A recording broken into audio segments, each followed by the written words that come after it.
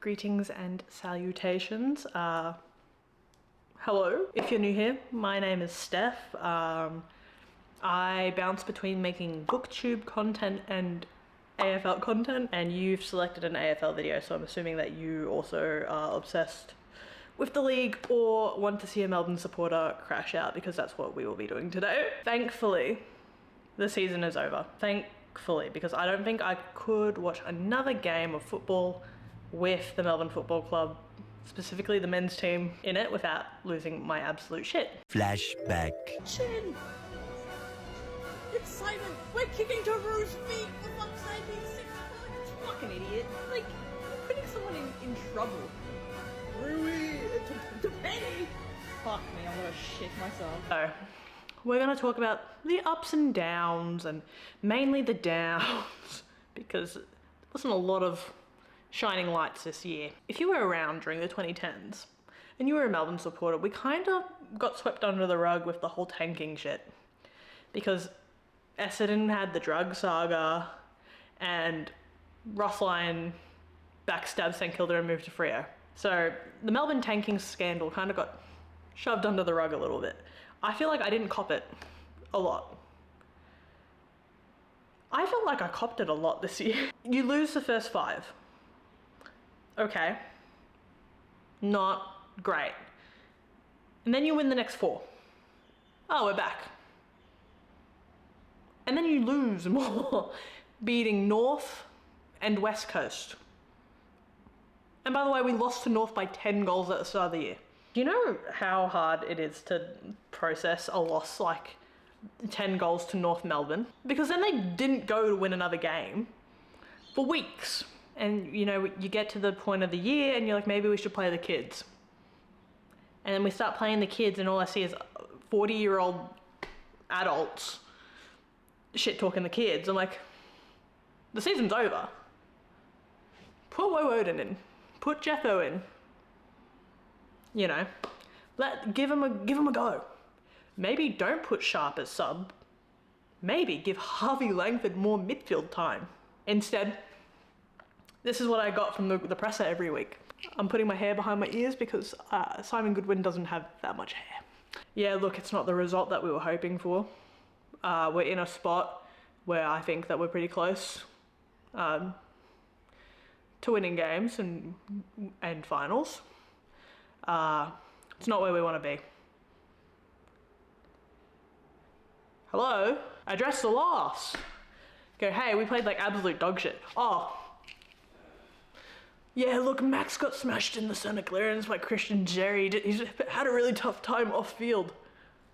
Like, this is setting the precedent for the year, by the way. I just can't. And then with 3 games left on the roster, Melbourne sack him. Was I a part of the crowd calling for him to be sacked? Yes. But did I think that they would do it with 3 games left? No. By the time we hit the point of the fucking season, round 21, and we lose, I'm like, okay, like, we've got Goodwin for the next 2 years. Like, it is what it is. They're not gonna sack him. They've waited all year. Why would they sack him now? And then they do it anyway. And then they sack him. And then they make him do the presser. And he's sitting there, loose tie. I'm not gonna miss Casey Fields. Oh no. Like, he was so secure in his mind that he had the job. We don't have a CEO. We have an interim president in Brad Green. And we don't have a coach. Oh, and last week, no changes to the side. That got smashed by the Western Bulldogs, by the way. What do you mean no changes? I understand round 24, we're not gonna bring in the kids because Casey Fields have made finals and they are, at the end of the day, more competitive than the AFL team. Casey actually have a chance at winning a final. So we're not gonna just yoink kids out. Kids and Billings out and put them in the main roster. But not a single change? Why? Oh, and the week before we had Jake Melksham as the sub. Are we fucking delusional? You go out publicly and say, oh yeah, look, the last couple of matches we're gonna really try and pressure the top 8 sides and try and ruin a couple seasons. No, you're not. You're doing the same shit. I'm tired of it. I'm so tired. It's the same shit. Rinse and repeat. Matthew Jefferson out. Ben Ruin out. Fucking Howes out. Lindsay out. Why are we dropping Rising Star nominees? Like, I just don't. I can't. The euphoria I felt on the 4-win streak. Unparalleled. Unmatched. I thought, maybe it's just a bad start to the year. When I'm in a retirement home and the nurse comes in and it's, Steph, it's time to take your meds, all they're gonna hear is, bomb it long. Inside forward 50, bomb. Hit a target. I watched the Melbourne's women's team, Melbourne AFLW. It's like fucking chalk and cheese. Let me tell you, the women's team are spectacular. Centre clearances. Taylor Harris is crashing packs, kicking 4-4. She had 9 scoring opportunities. Like 4-4 is not a great outcome, but she kicked 4. She's crashing packs, she's bringing it to ground, she's taking clangers. Fucking Purnell. Paxy's running through the middle. They just have connection. They have connection. They're kicking it to each other. And there's forward line connection. There's defensive transition connection. And then I watch the men, right, who get paid to do it full time. It's like I'm watching Oz kick. It's fucking day and night. I get to this point in the year where I'm like, I shouldn't wear my scarf out in public. It's humiliating. And then all of a sudden the women, God bless them, bless the women, because they've given me pride to be a supporter again. The Melbourne's women's team, top of the ladder, 502%. Next highest is in the 200s. Do you know how nice that feels? The train is back at the station for the rest of the league. Melbourne have taken off. I think we can talk about some good stuff now, besides the women. The women is great. A little bit has happened over the last couple of days that I actually need my phone, because so much has happened that I can't be bothered taking notes. So, great sign for the D's. Jake Melksham re-signed. I don't know how he became out of contract and how they didn't fucking just...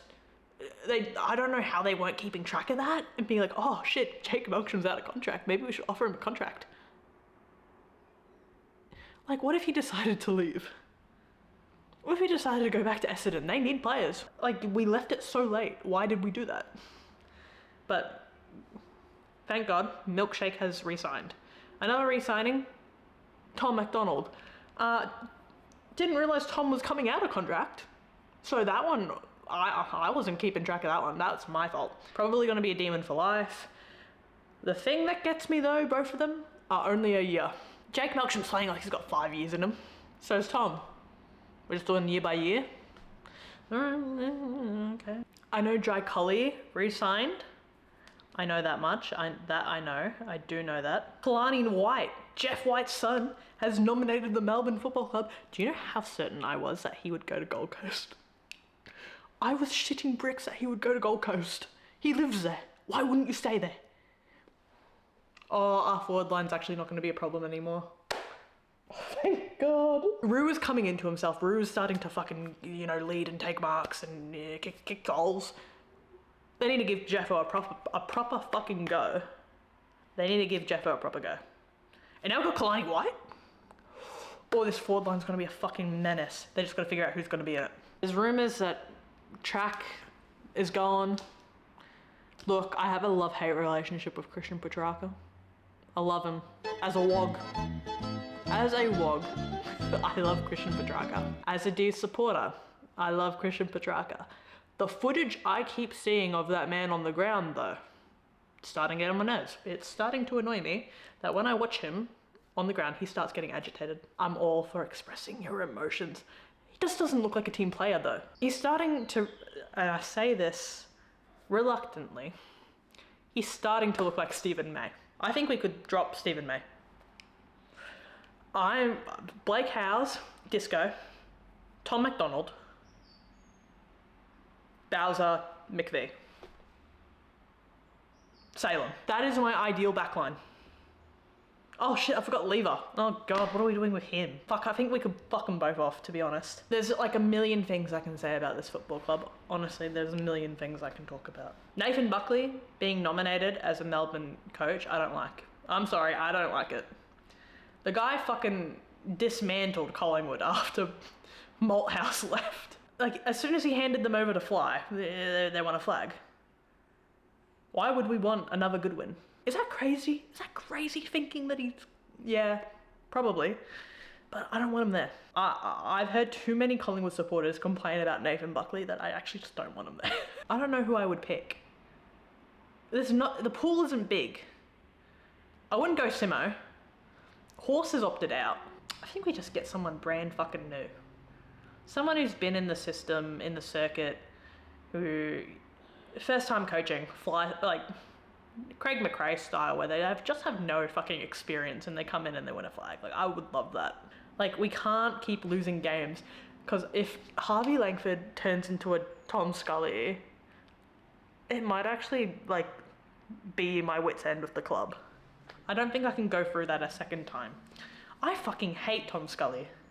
That man was my Judas. 8-year-old me was very distraught when Tom Scully left. You know, like... If Harvey Langford leaves in the next 10 years, I'm gonna fucking... There will be a harshly worded letter going out to the Melbourne Football Club, let me tell you. If he goes to Tasmania, I'm gonna lose it. Look, with all the new signings and a new coach, a new game plan, a new voice, a new aura around the club, that's still at Casey, like, fuck me, so, I don't understand. Look, I don't understand the fucking hassle about driving to Casey every day, like, for training. Half the time they're at Gosh's paddock anyway. People will drive an hour to go to work every day anyway. You know, what difference does it make when you're getting paid millions of fucking dollars to drive an hour south to Casey? That's just called a job commute. I don't get paid $1 million and I drive that amount of time to work. If I got paid a fucking $1 million to drive an hour, I wouldn't give a shit. I could talk about them for like 6 hours straight, I think. Everything wrong and right about the club, I could just... Thank you so much for joining me. Put your finals predictions in the comments. Who do I think's gonna win the flag? What are the fucking options? Fuck it, GWS. There's gonna be a big, big sound. And I think Gold Coast kick out the Western Bulldogs on Wednesday. Thank you so much for joining me on my on my rant. There will be AFLW content, so do not fret. I will be yapping about AFL still. Yeah. Alright. See you later.